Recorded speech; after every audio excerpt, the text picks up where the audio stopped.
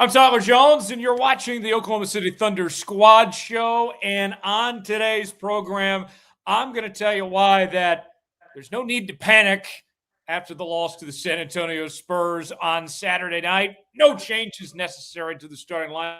Explain more.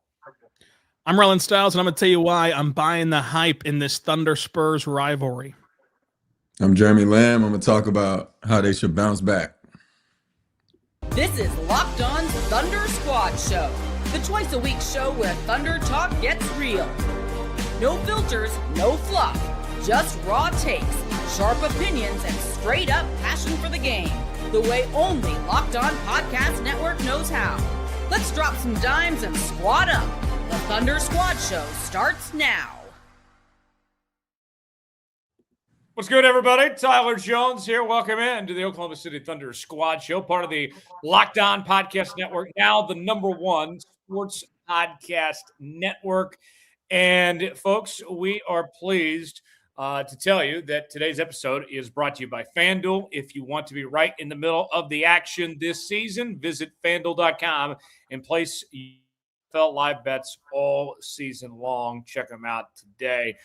Guys, pleased that you all are here to join us here on Tuesday, a brand new week on the Squad Show. We'll be here on Thursday as well, alongside Rylan Stiles and Jeremy Lamb.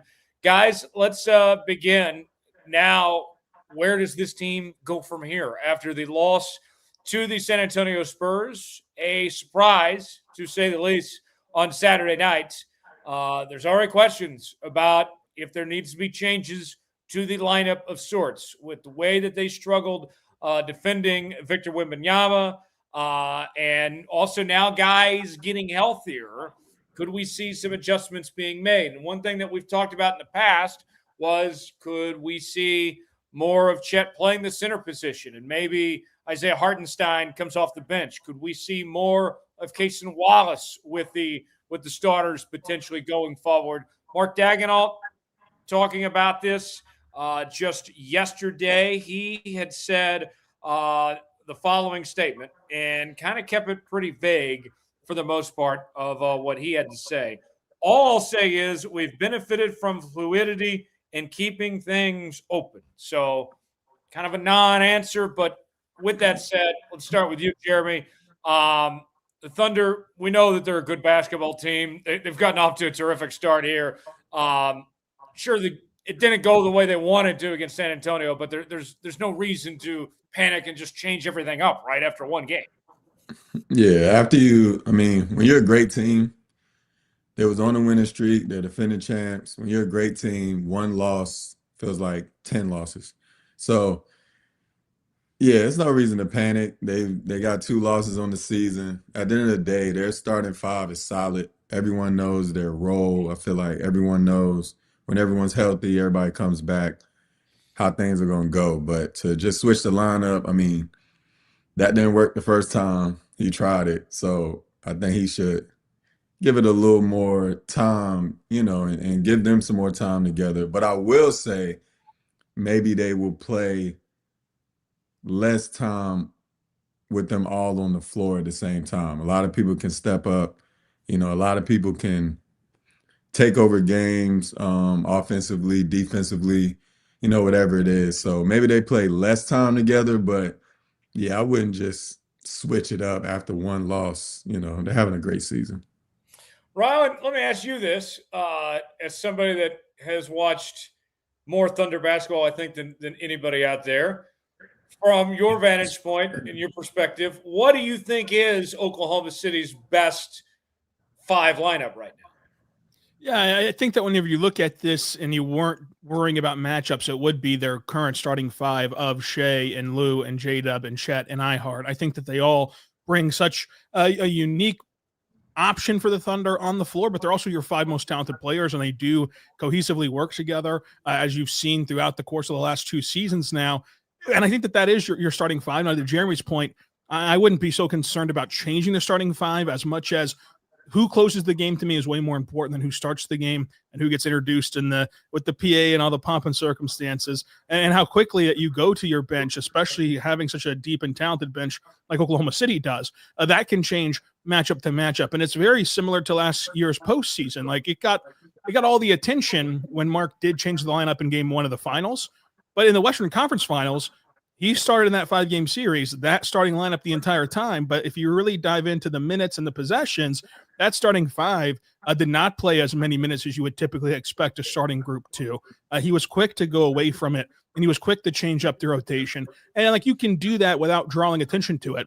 You can do that while still starting these 5 guys in every matchup. So I'm comfortable with them keeping their starting 5. I do think that that's their best 5 players, and you want your best 5 players on the floor to start a game. I also think that there are ways where, and there's matchups where you need to have a quick hook on some of these guys to maximize a certain look, to maximize against a certain team, and you can make those adjustments pretty quickly off the opening tip. And there's also something to say about the chemistry. I know that this is still the same roster, and that they've returned 99% of the roster from a year ago. But every individual has gotten better. Every individual has changed their skill set in a unique way and in a positive way. And now they've got to learn how to play together off of each other again. What this version of Chet is, you have to learn to play off of Chet as he's now incredible in the mid-range and at the rim, instead of just being a three-point shooter. You've got to learn to play off of A.J. Mitchell. He was on the team last year, but he wasn't this version of A.J. Mitchell. He was not able to be a legitimate ball handler for a significant period of time. He got hurt in January last year. And so I think that they still are trying to learn how to play off of one another, and the injuries have not helped that. And so what you can do to help that is, while you're getting as healthy as you've been this season, keeping things constant and letting you find your rhythm around each other. This is the Thunder Squad Show. Tyler Jones, Jeremy Lamb, Rylan Stiles here with you on this Tuesday afternoon. Appreciate y'all hanging out with us. Jeremy, the other thing too, and maybe Rylan has the exact minutes off the top of his head here, but as much as they've played so well and all the winning, we have seen the starting lineup together on the floor. How much this year? Not very much, hardly at all. I mean, there's still a lot to figure out of this group before we even talk any changes. They still need to see what it's like to play together this year. We don't have much of a sample size. Yeah, it's they haven't played at all, right? At all. I mean, Saturday was the first game that they've played together. First game. Yeah. Yeah, I mean, yeah, like you said, they've proven as a starting group that they can win, that they can go far, win big games. They won a championship last year. So they've proven themselves as a starting unit. It really comes down to matchups at times in the playoffs. You might have to play small or play bigger, depending on who you're playing. But they just got a lot of people that they can throw at, anybody, whether it's big men, guards. So, yeah, I just feel like it's a little too early to start making changes. If they go on a 10-game losing streak, then it's like, okay, maybe you make some changes. But like I said, one loss feels like 10 when you're a great team. And as long as they keep doing what they're doing, they gonna win more games than they lose. Yeah. And you do get hyper-analyzed after you lose a 16-game winning streak, and it's a big game. It's a standalone game that everybody's watching. So now everybody has an opinion, from the national level to the local level. And it was really the first game that the Thunder lost on the year. Whenever you look at an actual loss, like that Portland loss on the second night of a back-to-back, you blow a 20-point lead, you run out of gas. And that was such an explainable loss that really nobody freaked out about it. This was a game where you got beat by San Antonio. They were the better team throughout the course of the 48-minute game. And to the point of Tyler and Jeremy, like, this lineup that we are considering their starting lineup that started on Saturday, they've played 23 total possessions together this entire season. And they're in the 100th percentile defensively, limiting teams. Now, of course, that all is from one game, and they got off to a stellar start defensively, but they're in the 10th percentile offensively. Like, they're still trying to find a way that works for them. Now, part of that is J-Dub still working back from that wrist injury. Part of that is, like we mentioned before, you've now got iHeart being a more aggressive scorer on the ball. You've got Chet being a 3-level scorer. You've got SGA being who SGA is. And even though they're the same people, they have different play styles this year than they did a year ago. And they've got to regain that chemistry together.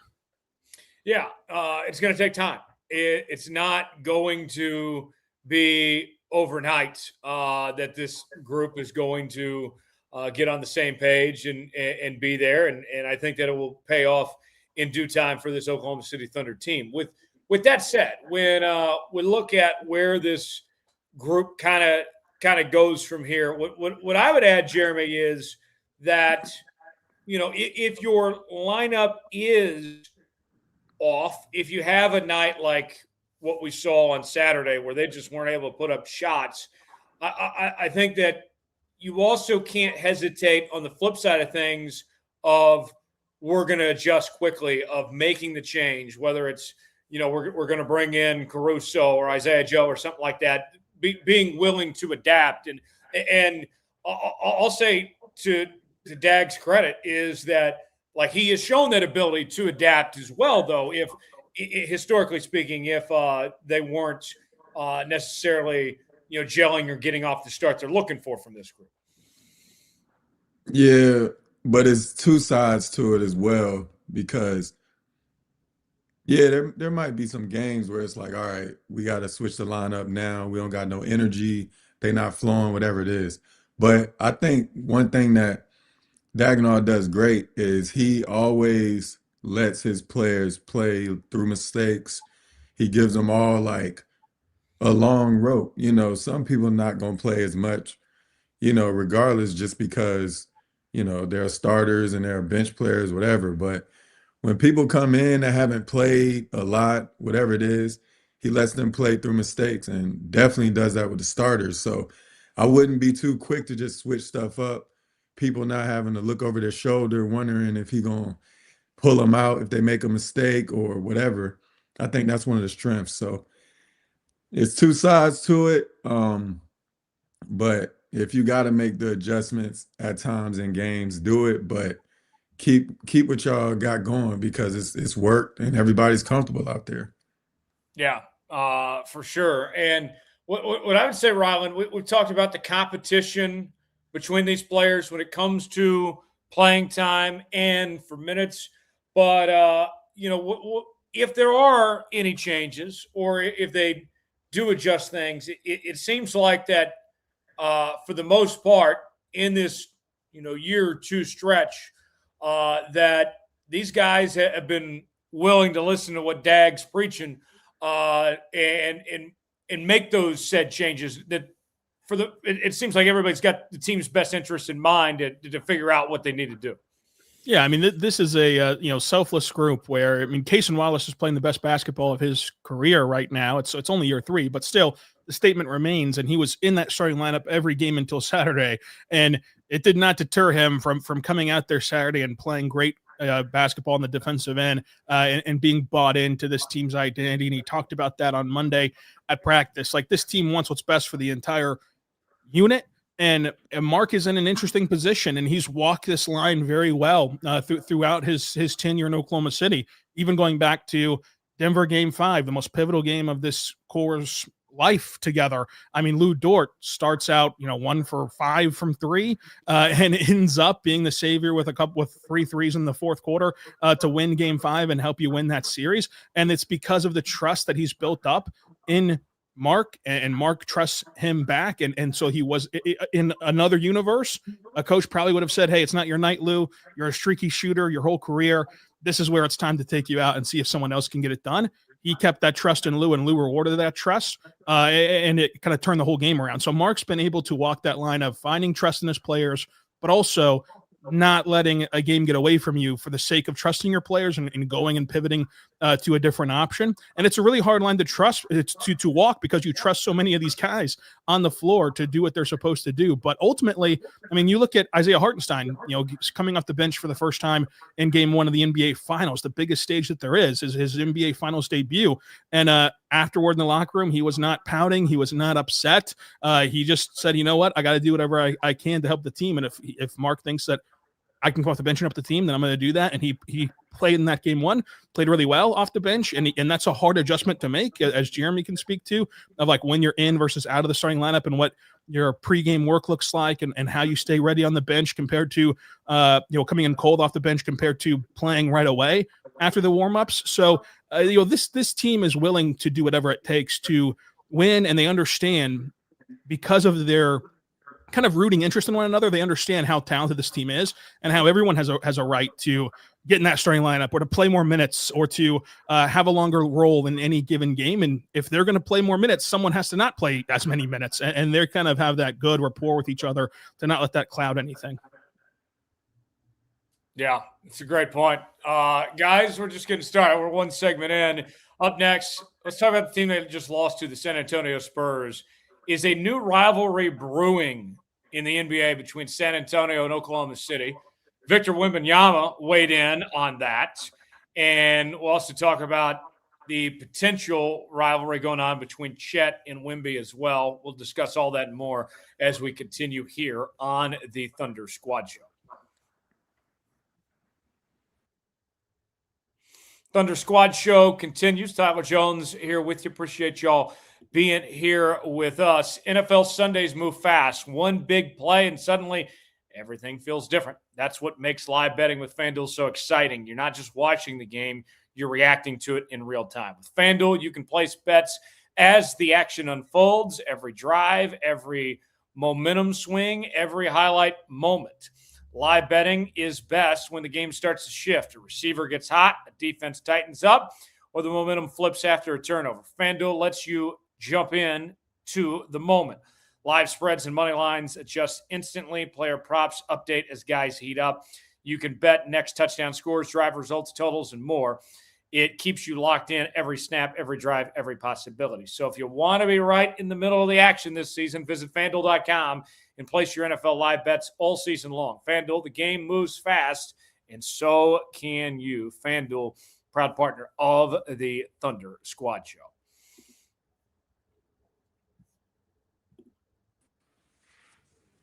Thunder Squad Show continues. Tyler Jones, Rylan Stiles, Jeremy Lamb here with you on this Tuesday. Appreciate y'all spending it with us. And before we go any further in today's program, we want to thank you for making the Locked On Thunder podcast your first listen of the day. And thank you for making Locked On the #1 sports podcast network. You already live your team every day. Now take it up a level and go ad-free. Join the Everydayer Club today and get the Locked On Thunder podcast with no interruptions, members only, Discord access, and more, all for just $5 a month or $50 a year. All you have to do is go to lockedonthunder.supercast.com or check the link in the show notes to learn more. Thank you for making the Locked On Thunder podcast your first listen of the day, and thank you for making Locked On the #1 sports podcast network. If you're a true diehard Thunder fan, the Everydayer All Access tier is built for you. You'll get one-on-one text access with Rylan, all access episodes, an exclusive newsletter, and a 15% discount to the Locked On merch store. All you have to do is head to the lockedonthunder.supercast.com website to join the Everydayers Club and unlock all access. You can also find the link in the show notes. All right, guys, let's talk now about this potential rivalry that's cooking between the Thunder and the San Antonio Spurs. Rylan, I'll be honest. I feel like this whole idea of a rivalry is very manufactured by the NBA for a couple of different reasons. One, you got two young stars that pretty much played the same position, and Victor Wembanyama and Chet Holmgren. And so that can be appealing, especially in a league that kind of lacks bigs right now of sorts. So I think that's part of it for one. I think you also have the Oklahoma-Texas factor, between, two, even though San Antonio, Oklahoma City is not a quick drive by any means, you do have the Red River separating those two. And then you got two young teams that appear to be promising, that are on the up and up. I know that this was a big game, this NBA Cup semifinal, but they haven't played any meaningful games. They have yet to meet in the postseason. And I think Victor's going to be a star in this league for a long time. I think Chet and J-Dub and SGA and those guys will be, of course. But to call this a rivalry right now, Rylan, I think that's a bit premature. Like that, there's no axe to grind here. There's got to be some hate established. And I just don't see that between these two right now. Yeah, I think that it is something that the league has wanted, and you can see that based upon the fact that before Chet or Wemby ever stepped on an NBA court, and the schedule gets announced in August, as everyone knows, they put the Thunder and Spurs on rivalry week, and those two had not played against each other yet. But it is something that they want to have happen. There is history between the two franchises going back to the previous iterations of both franchises, and the fan bases already have sort of an animosity with one another. But on the court, you're looking at Wemby and you're looking at Chet, and then you're looking at two young cores who are poised to compete in this conference for a long time. Both of them built around young rushers that continue to get better, like Dylan Harper and Steph Castle. They could transcend into stars in this league. We know what J-Dub and Chet and the rest of these guys can become for Oklahoma City and already have done in this league for Oklahoma City. And so that's a big part of it as well. But it mainly is centered around Chet and Wemby. And there's reports over the summer that Wemby won't even say Chet's name. And there's like the hatred between those two guys. I mean, before the game even began, Wemby was asked straight up, like, how hard is it to defend Chet? And he doesn't say Chet's name. He says, they have the MVP on the court. So the MVP is hard to guard, and he makes everybody else hard to guard and doesn't want to give Chet that respect. And to kind of like show you the levels of an individual rivalry, going back to the preseason game, they made their debuts together in 2023 in the preseason. They were attacking each other one-on-one, flexing, celebrating after every bucket. That does not happen in the preseason. You don't see guys flexing over one another in a preseason game. You're usually just there to get your work in and go home. And this was a different feel to it. And every game that they've played against each other has had a different feel to it. You saw Wemby just elated whenever Chet missed that free throw on Saturday. And I think that it goes from, we have two guys who individually have a rivalry, which is still rare in the modern NBA. We have two teams who we're projecting will play big games in the future. Starting Saturday, I think that they'll meet in the second round of the Western Conference playoffs this season, and so on and so forth. These two teams are not going away. And they have a rooted history together, and they have a fan base that doesn't like each other on either side, and they have the Oklahoma-Texas thing. This is just going to be a talking point for a long time, and you're going to have to kind of sit with it and appreciate it and move forward together with it, because it's not going to go away. I mean, even if it was just Chet Wemby, it wouldn't go away. Those two are going to be tied together forever, because Chet was a guy, an American-born player who we knew since high school that was the first unicorn. It's a guy who's 7 feet tall and has guard-like skills. Wemby is like that on steroids, and we learned about him for 2 years before his draft, and I've been waiting on this to happen for quite a while. And so I think that right now, today, on December 16th in the year of our Lord 2025, it's not a rivalry yet, but you are projecting that there's going to be more games like Saturday. There's going to be more high stakes between the two, and these two teams will be a roadblock for one another to get to the ultimate prize for the next 5, 6, 7, 10 years. How about you, Jeremy? Are you buying the hype? Is this a rivalry in the making right now between San Antonio and Oklahoma City? I mean, rivalries make the NBA better. So I think people are trying to jump the gun and be like, oh, there's a rivalry and whatever. But it is intriguing that they both have young teams who is going to be around. So it definitely could turn into a rivalry. It's definitely not one yet, but the game within the game for sure is Chet and Wemby. I mean, I'm sure Wemby is upset that Chet already got a championship. So that's going to make him even more hungry, because if he listens to the media, people are going to say this and say that, oh, who has the better career? Who's going to have the best career? Who's a better player right now? The media just going to blow it up and make sure that it is a rivalry. So I wouldn't say right now it is, but definitely if the Spurs end up knocking them out the playoffs, the OKC come back, knock them out.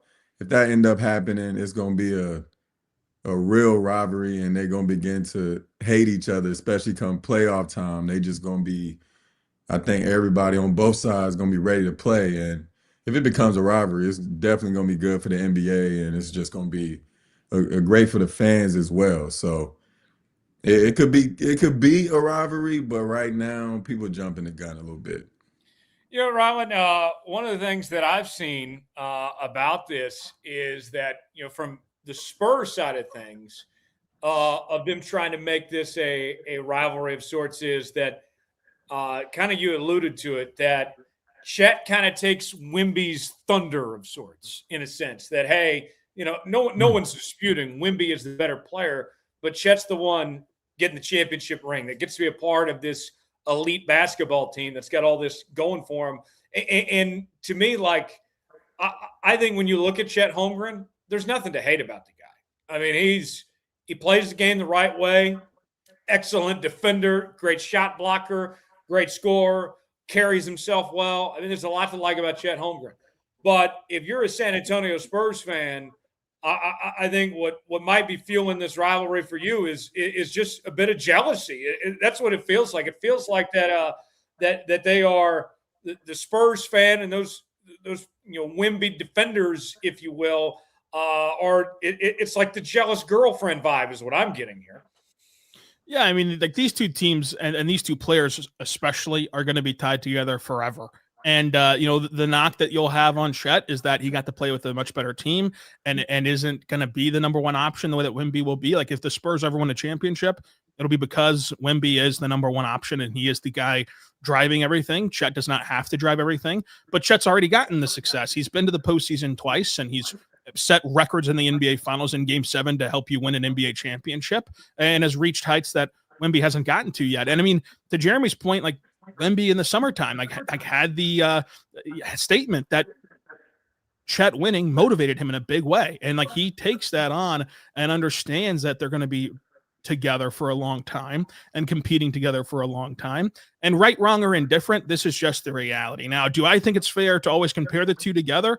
No, I think that they're both in totally different circumstances. I think that they both are not dissimilar as players, but I think that the similarities are a bit overblown just based upon how they play and what they like to do. Like Wemby likes the ball in his hands way more than Chet does, and Chet's like a really good play finisher, and he can do the on-the-ball stuff secondarily. Wemby is primarily on the ball and trying to create for himself there. Like there's these subtle differences that I think, and massive differences in how their team's constructed, that I think that they shouldn't be tied together forever, but they will be. And this is just going to be the bottom line for these two teams and these two guys, and that's going to add fuel to the fire. And you could see it from the word go. Like I mentioned that preseason game, it's been the same way up until Saturday of these two guys when they get the better of one another, letting you know that they feel good about getting the better of the other person in the games. And so it happens pregame, it happens postgame, it happens during the game with their emotions on the court. And there's not the reason why I think that people are so ready to dub it a rivalry already is that there's not very many games like this where you can circle on the NBA calendar, hey, Christmas Eve, Christmas Day, and then there are two games at the turn of the calendar year. Those games you need to sit down and watch because they're going to take them seriously. They're going to play with physicality and intensity, and they want to destroy the other person. What's that angle in Thursday's game against the Clippers? Like the Clippers are a bad team. The Thunder are a great team. There is not really an angle there. There is an angle for Chet, Wemby, and for Thunder Spurs, and that is exciting to NBA fans who their biggest complaint is that the regular season isn't taken seriously anymore in the modern era. And you're going to see that every time the Thunder and Spurs step on the floor. Yeah, and as far as what I led this with about the league manufactured thing, you just look league wide. There's not a ton of great rivalries right now. Knicks Celtics is probably the best at the moment. I mean, and I know historically speaking, you would say Celtics Lakers, but they don't play that often. But like Knicks Celtics is a big deal, but that feels really about it. Maybe I'm missing something in my head here. Like that's where I see the league is saying, let's take advantage of something, see if we can build this thing up between Oklahoma City and San Antonio. Adam writes for you, Jeremy. Who were your rivals? Jeremy, who comes to mind, whether it was college or NBA? Like, who were some of the rivals that came in mind to you, and how could you relate potentially to what Chet and Oklahoma City are going through, maybe? Yeah, definitely in college, I'll say Syracuse. They had a 6 overtime game or 5 overtime game. That was before I was there. But once I got there, I just was thrown into that rivalry. And basically, when those games would come up, everybody like, yo, we gotta beat them. And I'm like, why? Like, why y'all so hype about it? I mean, the fans, everybody. So people always want that rivalry storyline because they know they're going to get good games. And we always got up for those different games because it's like, we're not about to be embarrassed. I mean, even the alumni will hit you. Yo, it's a big game. You got to carry the torch. So I could see probably Q's was the biggest one. And also shout out my dude, Deion Waiters. In high school, I had a pretty good game. And after that game, I was able to get pretty much every scholarship I wanted. So shout out Deion Waiters for that. Thank you, Deion Waiters. Of course, Deion, went on to play for the Oklahoma City Thunder too. So yeah, funny how that all came back full circle. More to come. We'll continue talking about the Spurs in our next segment. Was Oklahoma City's kryptonite revealed by way of that loss to San Antonio? We are dissecting this loss in about every way you could think, folks. We'll go over that on the other side, and then we'll also talk about what the Thunder need to do to bounce back. More to come. Stay with us. We continue here on the Thunder Squad Show. Tyler Jones here with you. Appreciate y'all joining us. And when Skims announced they were making underwear for men, the reaction made perfect sense. People have been talking about Skims comfort for years. Most guys, though, stick to whatever they've been buying since college. The same fits, the same waistbands that roll, and a whole lot of settling. Skims men's changes that one upgrade, and it's obvious what everyone's been talking about. But once I tried Skims men's underwear, I got the hype immediately. They're designed to feel good, fit right, and actually stay put. No slipping, no sagging, no adjusting.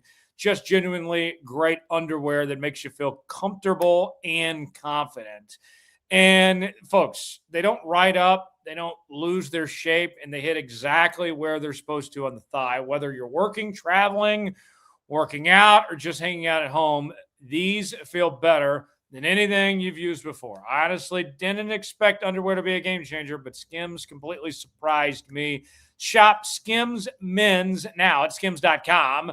And when you place your order, choose podcast in the post-purchase survey and select our show from the drop down to let them know we sent you. Plus, the Skims holiday shop is open, so if you're looking for the perfect gift this season, Skims has you covered. Check them out today. That's Skims, proud partner of the Thunder Squad Show.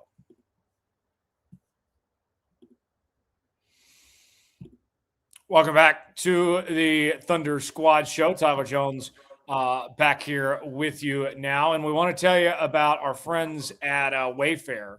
The holidays always show up faster than what we expect. And if you're still putting together gifts, last-minute decor, or getting your home ready for guests, Wayfair has you covered. Whether you need a quick room refresh, new bedding, or those final seasonal touches, Wayfair makes it easy to get what you need fast. Wayfair truly is your one-stop shop for everything home, with decor, furniture, kitchen, essentials, and gifts for every style and every budget, and delivered quickly and easily.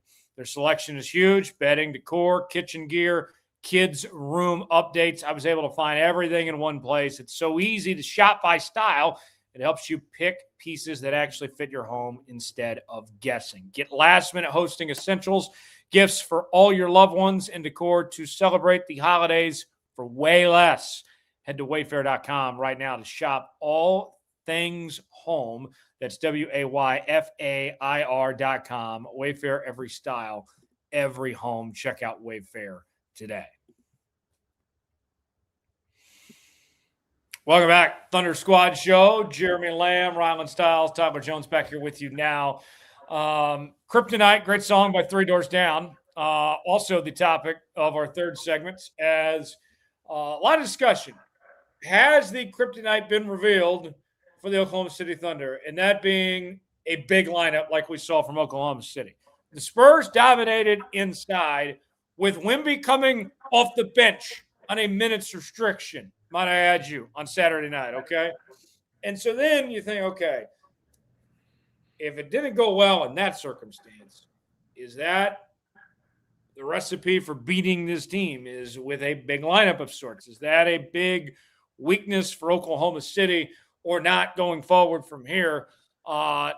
Jeremy, I'll start with you on this. The big lineup, is this a concern? I mean, they were when the Spurs had Wemby out there, I believe that they were plus 21 in their plus minus with him. I mean, it was a big difference maker. Not to mention, Oklahoma City struggled shooting from the field. They were 28% from field goal range. I mean, what are we reading too much into one night, or is this a serious problem you think for Oklahoma City going up against talented bigs? Absolutely not. Wemby is 7'6", 7'7". He's going to do what he wants out on the court. That's just a given. But I mean, they just didn't shoot well from the outside, and that has happened in the past. It's happened before, and they struggle. Their defense keep them in the game most nights, and if they're hitting their shots, then they're gonna get a lead on you. I just feel like, yeah, OKC played well. They just wasn't hitting the regular shots that they're accustomed to, that they've been hitting all year. But they played great defense. They only lost by 2. At the end of the day, the Spurs, they made more plays down the stretch. Just different rebounds, couple hustle plays, and their OKC is usually on top of those hustle plays and all that. But having Wemby out there, it gave the team a little more juice to really play defense and know you got that, you got that beast at the rim. It's not easy to score over him, obviously. So it gave people a little more juice. Obviously, Wemby was excited because, it was his first game back. But as far as kryptonite, or is this the recipe to beat OKC? No, not at all. Because they still can, OKC can still play big or small. They can throw different defenders at bigs. So even last year when they put Caruso on Jokic, nobody would have thought before that series that Caruso was the best defender on Jokic in that series. You never would have guessed that. So, they just gonna keep working and keep doing what they do. And at the end of the day, I think in the end, they'll be fine. Rylan, I agree with Jeremy's point. However, I will say I do think that based on what we've seen from whether it was Joker in the playoffs last year or Wemby now, that a big lineup is their toughest challenge to face and deal with. I wouldn't necessarily call it a kryptonite, but I would say that based on the sample size we've seen the last 2 years, that appears to be the toughest challenge for them to deal with. I mean, I think that if you have a Wemby level or Jokic level big, then yes, we did see the Thunder almost sweep the Timberwolves, who have Randall and Gobert in their starting lineup, both big men down low, and they just got steamrolled in 5 games in that Western Conference Finals series. I think that the way that Jokic can bend a defense with his playmaking ability and scoring at all 3 levels does create a lot of havoc. The way that Wemby can counter you putting J-Dub on him and Caruso on him offensively and wipe away the paint is a big deal as well, but he's the only guy who's been able to do that. The Thunder have routinely not only won the points in the paint battle, but dominated the points in the paint battle throughout this season and last season. And even on Saturday night, even as we talk about how Wemby made it almost impossible to get into the paint, the Thunder still had 4 more points in the paint than San Antonio did, and only lost the rebounding battle by 1. And when Wemby was not on the floor in the first quarter, they grew a 16-point lead and were able to have that lead for the majority of the first half until Wemby took the game over in the second half. And so I think that Wemby is a player who can force the Thunder to play in a way that they're uncomfortable playing, to change and adjust to him. The thing is with OKC, there's only 3 teams that can make them not play their plan A and not throw their fastball. And it's Denver, it's San Antonio with Wemby, and then the Rockets defense can give them a little bit of struggles to work through, as you saw in the season opener. Past that, though, nobody can force the Thunder to come out of what they want to do. They can't necessarily get away with defending Wemby the way with Caruso and J-Dub, the way that they can with other big men, like in that Minnesota series, where they're able to do that. Even going back to 2 years ago against the Mavericks and their big lineup, whenever they had Lively and Gafford and PJ Washington is big for his size.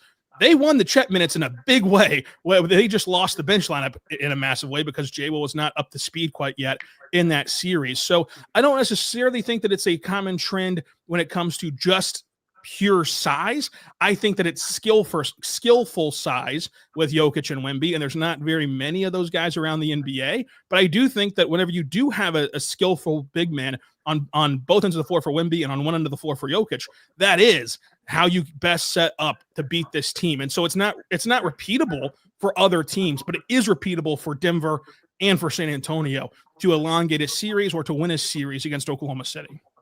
Now Rylan brings up the point, win a series, Jeremy. That's the other thing about all this is that, okay, if you're San Antonio, Denver, you name it, you might have some success and be able to do this for, a couple games. But, I mean, it's highly unlikely that we're talking about these teams winning at this style in a 7-game series, getting 4 wins this way against Oklahoma City right now. Like it might make things difficult. You might be talking about a series going 6 or 7, but I just don't see that as saying like, hey, because they played this style against Oklahoma City, that's what's going to be the difference of them taking down Oklahoma City in a 7-game series. I just don't see that happening. Yeah, even though they lost to him in that game, if I had to pick a team in a 7-game series, I'm picking OKC. When I seen the game, I said the NBA happened. At the end of the day, no matter how good or bad a team is, any NBA team can come in and beat any NBA team. Like you can do it any, night in and night out, just simply because everyone's in the NBA. Everyone knows how to play. And if you come out and think, oh, we got this, or you come out lackadaisical, whatever it is, you can lose. OKC played great. Spurs just made a couple more plays. And like I said, the NBA happened. Anybody can beat anybody. And that one and done format, it was, it went to the Spurs. Where amazing happens, the old phrase of the NBA from about 10 or 15 years ago. Rylan, with that said, of those teams, who do you think presents the biggest challenge to Oklahoma City right now? Of when we talk about that, of making things difficult, is it still Denver, or is somebody else? Do you like maybe even a little more than Denver right now? Yeah, Denver is still in a tier of their own when it comes to competing with OKC, for the simple fact that of all the teams in the entire NBA, if you told me today that the Thunder don't win the championship and they get beat by Denver, I would not be stunned. I would not be floored. If you told me that San Antonio beat the Thunder in a 7-game series with a playoff format in the NBA that is not designed for upsets, it's why we can remember every single upset in NBA history, like the We Believe Warriors, then I would be surprised. I think that you can see San Antonio do to OKC what OKC did to Dallas during their finals run, where they took that series in 2024 to 6 games and it was a 0-point differential series, and you felt like you were right there and you just got beat. But when it comes to actually winning a 7-game series, only Denver can do that. I'd still favor OKC and I'd still pick OKC to beat Denver, but they're capable of beating the Thunder in a 7-game series with health being provided for both sides. I think that San Antonio is the second team up because they have the ability to make that a 7-game series with OKC. Houston's defense can make it a 6-game series. But past that, you are really grasping at straws to figure out who can push this Thunder team. It goes back to Jeremy's point about any given night teams can win. Look, in February, the Minnesota Timberwolves beat the Thunder more times in the month of February than they did in the entire Western Conference Finals. Like, the playoffs are just different, and the playoffs lend itself to facing the same team over and over again. And whenever you give this Thunder team, as talented as they are, more opportunities to adjust to you and singly scout you, it's going to be different. It's going to look different. It's going to feel different. And that's part of like Mark's philosophy is like he treats the regular season like it's the Thunder versus the Thunder. He does a lot of internal work, and he works on things internally. He doesn't really, we try to get this answer out of him all the time. Like, what are you looking for against this team on this day? And he'll tell the truth. I haven't really watched this team play a whole lot. I haven't scouted for this team, because they're not scouting to win a game. They're scouting to make themselves better. And that's why I think that, in the Christmas Eve game, you could see the Thunder change how they defend Wemby. And even if it works and they win by 20, you could see a totally different look on Christmas Day, because they don't necessarily care about just winning the regular season. They care about collecting enough data to have that in their back pocket to then take with them into the playoffs and see how they want to deploy themselves. So again, it just goes back to what Jeremy said. It was one game. We now have 4 days to sit with this one game, and so we're going to dissect it from every single angle. But I would remind everyone about that Minnesota stretch where at the end of February, people were saying, oh, they got Jalen Clark, they got Terrence Shannon Jr. Those guys made life on Shea hard with Skiles-Alexander Walker at the time, and they're going to be able to beat the Thunder. We saw what happened in the Western Conference Finals. Yeah, it's a great point. Rylan, I got one more question for you, then we'll move on. We mentioned those teams that we're looking at as being, the best threats to Oklahoma City. We're not too far off from the trade deadline now. It's getting closer by the day, of course. Is there a team that you think is sitting there? Maybe it's one of those teams we mentioned that it could potentially make a move and be right there in that conversation in the Western Conference. Is there somebody on the heels of waiting to make something happen? I think that, Houston just got the disabled player exception with Fred VanVleet for his salary back for this year, as he's out for the year with an ACL tear. If they added to their guard rotation and they're not as reliant on Reed Sheppard, who Reed Sheppard's been playing much better the last 2 months than he did in the opening month of the season, but Reed Sheppard has obvious limitations in a playoff setting against anybody, but especially against OKC. If they could get away from relying on Reed Sheppard, and now you feel much more confident in their offensive ability because they have the defense to really slow down OKC as best as anyone does, then Houston can move into that tier, maybe alongside Denver, depending on how big the move is, but certainly in a tier below Denver by themselves with how good that they can be. But in the West, barring a Giannis trade or something, with reasonable expectations at the deadline, it'd really be Houston that I'd be circling to make a move. Because I think that San Antonio is willing to stay pat. I think that Denver, with how good that they're playing right now, especially down their guys, they're willing to just stand pat. And I don't think that there's anything out there, again, besides Giannis, who possibly could get traded, that can really shake up anything in the West. Yeah, we'll see what happens. Final segment. What do the Oklahoma City Thunder need to do to bounce back after that loss to the San Antonio Spurs? We'll go over some specifics as we wrap up. Final segment coming up on the other side. Stay with us. Welcome back. Thunder Squad Show. Rylan Stiles, Jeremy Lamb, Tyler Jones here with you. Thanks for hanging out with us here on this Tuesday. What does Oklahoma City need to do to bounce back potentially? Jeremy, one thing we didn't really talk about when it came to this NBA Cup is it kind of turns into almost like the All-Star break of sorts, especially for a team like Oklahoma City, who now has a couple extra days rest from getting eliminated on Saturday. Now you got a few days off before you're playing again on Thursday against the LA Clippers. It's not ideal. You certainly wish you were playing tonight in the NBA Cup final, but not a bad thing to have these extra couple days for a team that was playing so good and so hot to kind of take a breather and reset right now. Yeah, for sure. I mean, of course, like you said, you want to be playing tonight. You want to, go for the NBA Cup, but I'm pretty sure they're like, all right, we get a couple days rest. And on the flip side of it too, I feel like they were playing so well. I think this is actually a good loss for them on the coach's side or coach's perspective, because now you have a couple days. You can give them a couple days rest, but you can get a couple practices in, and you can also let them know, like, we're not untouchable. People can still come out and beat you, really. So sometimes when you're winning game after game after game, you kind of lose focus or get cocky, not saying that they have.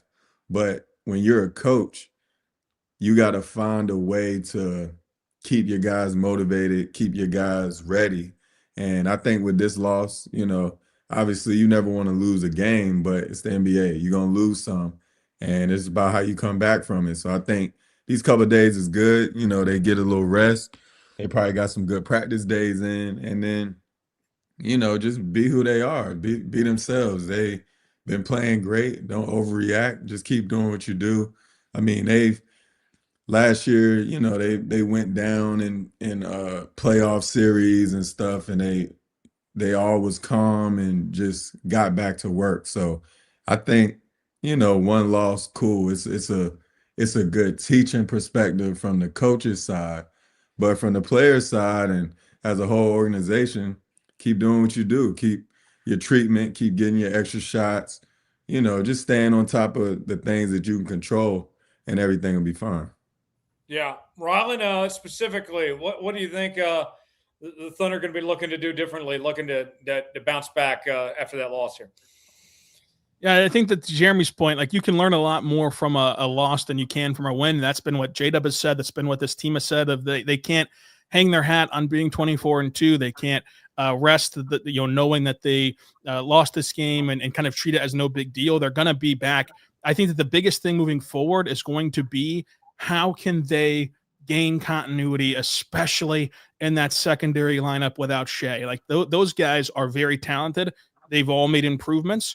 They have not gotten to play together this season, hardly at all. And so now you want to see, okay, let's just take it back to the starting lineup conversation. They've played 23 possessions with that starting lineup because there's only been 23 possessions where those guys were available. So it's like J-Dub is back now with iHeart.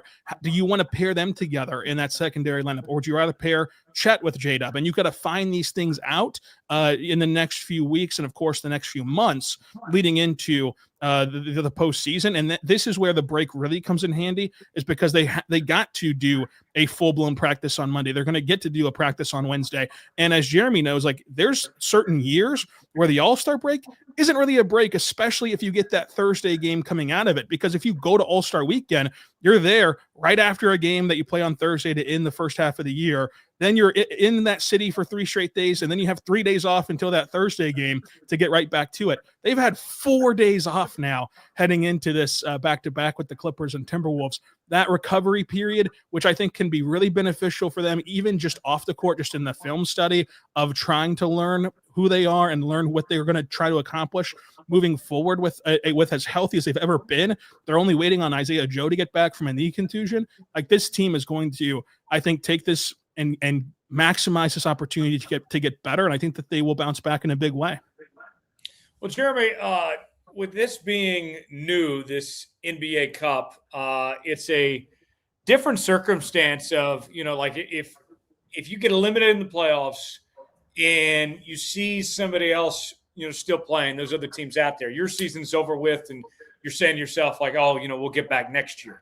These players, Jeremy, I'm very curious. I mean, I don't know how many of them are going to be watching tonight, but they know they're at home. Well, they should be in Vegas and there's something going on, and, they'll be back on the floor in a few days. But what do you think that mindset's like for these guys of like, man, that should be us right now? What kind of motivating factor or does that do, you think, for this team of seeing that go on tonight while they're sitting at home ready to get back on the floor? Yeah, I mean, I definitely think, like, OKC, they're like, man, we should have won that game. We should be playing tonight, or we should, be there competing tonight. But there are a lot of people that's been out of the NBA Cup run. So I just think it depends. There are some super competitors who's like, man, I want to win everything. I wish we was playing tonight. I could see maybe Anthony Edwards like that. Like, man, I don't care what day it is, what game, NBA Cup, championship, playoff, it don't matter. I feel like he might want to be playing regardless. But the difference is if you get knocked out in the playoffs, your season is over. You don't got no more opportunity to do anything that season. You gotta wait a whole summer to get back on the court. Whereas the NBA Cup, a lot of people probably being positive, like, man, we could have got there, but we could still do something special, this year. And, so it's a different type of feeling when you lose and your season is just done. whereas you can still, do something that season and make some of your team. So I think a lot of people probably are mad, but a lot of people are still like, come on, y'all, like we can still do something. Rylan, come Thursday, when this team takes on the Clippers, do you expect them to come out with a little something extra, a little chip on their shoulder of sorts?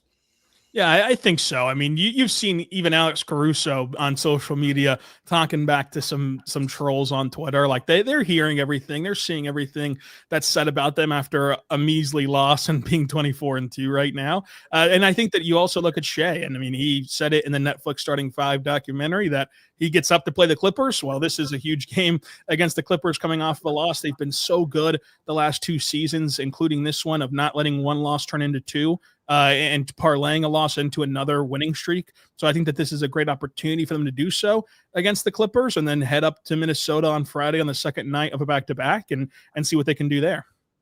Yeah, it's going to be fun to see how that all unfolds as we get into the second half of the year, and coming up pretty soon. And Jeremy, these next few days, like we go from the NBA Cup to playing on Christmas. First time this iteration of the Thunder's ever got to play on Christmas. They didn't get that chance last year. Pretty cool for this team, outside of the playoffs, to get to play on some of these big stages over the next couple of weeks. Yeah, for sure. It's exciting. And when I played in Christmas games, it just brings back all the memories when you were watching, you're at home watching Christmas games, games come on all day. You're watching the biggest stars on the floor. Then when you get out there, you realize like, man, we've put our team in a position to play Christmas games. And, it's exciting not only for the team, but for the whole organization, the fans. Christmas games is just like it's got a different energy to it. You definitely want to win, but you also want to soak it all in because it's just a huge accomplishment. And for them to come from where they came from in terms of how long it took them to build a great team. I mean, years ago, if they had only lost 2 games, like it would have been like, man, now we expect them to have only lost 2 games, which just shows their hard work, and it's exciting. They was on a streak, which I believe they're probably gonna start another streak. They got knocked out the NBA Cup, but now they're still on the quest to go into the NBA Finals and winning it. And like you said, the Christmas game is just it's cherry on top. They all get to go, compete at the highest level on the highest stage. So it'll be exciting. Rylan, these couple of weeks here for December basketball, we're not even to January yet. This feels like a big deal for Oklahoma City right now. Yeah, this is a massive deal. And it's a great opportunity for them as well. I mean, they won a championship last year, and they're still getting better as an organization and as individuals. And now you get to see the Spurs on Saturday, then turn around and see them 2 more times in the span of 2 weeks. And you don't get that opportunity a whole lot, especially against really good teams and playoff level teams. And now they're going to get to maximize this stretch of basketball and see where they stack up and how they can adjust and what can work and what can't work against San Antonio in particular. But this is going to be a lot of fun, especially seeing them return on Christmas Day, because that opens up a long homestand that they have not had yet this season. And I'm sure that they're very happy about that. So it is all going to be pointing towards a bounce back with the schedule, with the chip on their shoulder, and with the talent on this roster. All right, guys, a couple more things before we get out of here today. Thank you for making the Locked On Thunder podcast your first listen of the day. And thank you for making Locked On the #1 sports podcast network. You already live your team every day. Now take it up a level and go ad-free. Join the Everydayer Club today and get the Locked On Thunder podcast with no interruptions, members only, Discord access, and more. All for just $5 a month or $50 a year. All you got to do, folks, is head to our website, that is lockedonthunder.supercast.com, or check the link in the show notes to learn more. Thank you for making the Locked On Thunder podcast your first listen of the day, and thank you for making Locked On the #1 sports podcast network. If you're a true diehard Thunder fan, the Everyday or All Access tier is built for you. You'll get one-on-one text access with Rylan, all access episodes, an exclusive newsletter, and a 15% discount to the Lockdown merch store. All you have to do is head to lockdownthunder.supercast.com to join the Everydayer Club and unlock all access. You can find in the show notes. That about does it for us. We will be back to do it all again on Thursday at 3:30 Central Time. And Rylan's got more coverage on the channel. Even though the Thunder are off the next couple of days, still plenty going on here, Rylan. Yeah, we'll talk about a whole draft show on Wednesday morning. We'll say where the picks are right now for OKC. We'll go through the prospects that you should be tuning into as conference play begins. And on Thursday, we'll talk about the close of the year, the calendar year for OKC, and how they can continue to improve amid their 24-2 start. And of course, we'll have game recaps after each of these games to close the week on top of our Thursday squad show with you folks. And Jeremy, the reviews are in. You continue to get better every show. As I told you Thursday, people taking notice. Love to see that. It's been a lot of fun to grow with you on this show and to have this show a part of our routine now. So I'm really appreciative of that. I'm ready for even more, ready for Thursday. Yes, sir. I appreciate it. Shout out y'all who say I'm getting better. I'm trying. Appreciate Rylan and Tyler. Y'all helping me every day. So I appreciate it. Hey, this squad, we got a good thing going. I'm excited. We're really just getting started, and I'm going to be joining Rylan for some games here too, and hopefully we can get Jeremy out there. It'll always be the pick to me as far as I'm concerned. We'll get him out of the pick. We'll get the whole squad together here sooner than later. But that does it for us.